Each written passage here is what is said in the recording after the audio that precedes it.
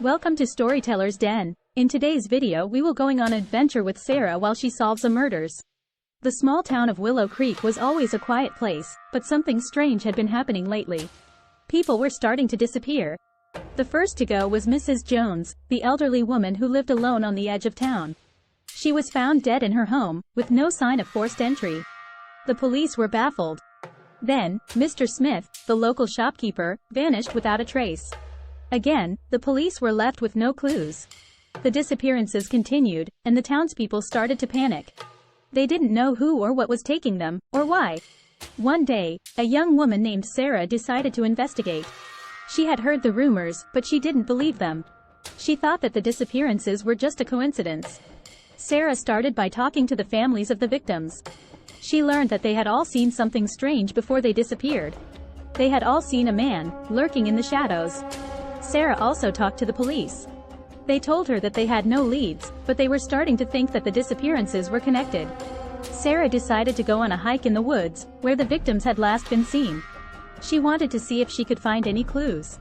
As she was hiking, Sarah saw the man. He was standing in the middle of the trail, blocking her way. Sarah was scared, but she kept walking. She knew that she had to find out what was going on. The man didn't move as Sarah approached. He just stared at her with his cold, dead eyes.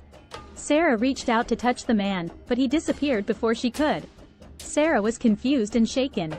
She didn't know what to make of what had just happened. She decided to keep hiking, hoping that she would find something else that would help her solve the mystery. A few hours later, Sarah came to a clearing. In the middle of the clearing was a small cabin. Sarah cautiously approached the cabin. She didn't know what she was going to find inside, but she knew that she had to find out.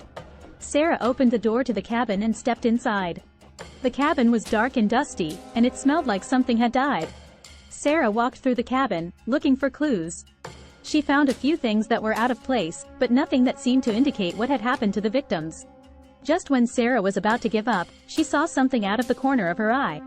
It was a small, black book, hidden under a table. Sarah picked up the book and opened it. The pages were filled with strange symbols and drawings.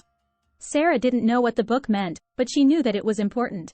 She took the book with her and left the cabin. Sarah went back to town and showed the book to the police.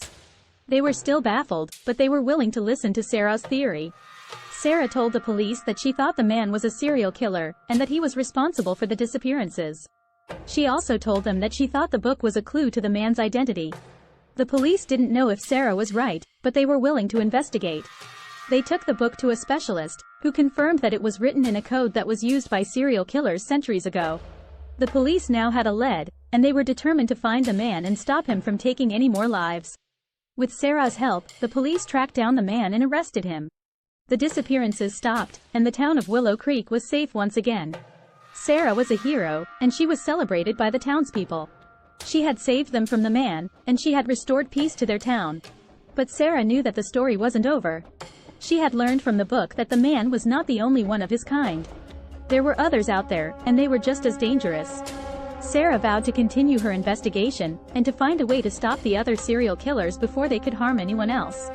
The mystery of the man in the shadows was solved, but the story of Sarah's quest was just beginning. Follow us to stay updated on Sarah's adventures.